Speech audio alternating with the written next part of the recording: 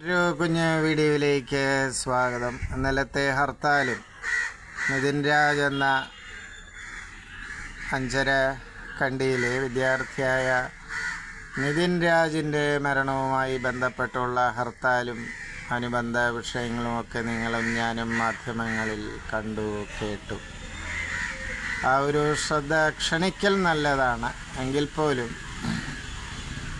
പ്രതിഷേധത്തിന് വേറെ മാർഗങ്ങൾ ആരായേണ്ടിയിരിക്കുന്നു.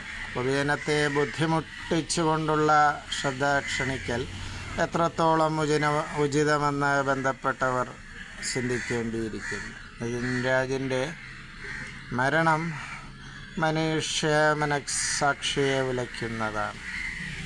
ഏതായാലും മറ്റു മാർഗങ്ങൾ സ്വീകരിക്കുക തന്നെ വേണം പ്രതിഷേധത്തിന്.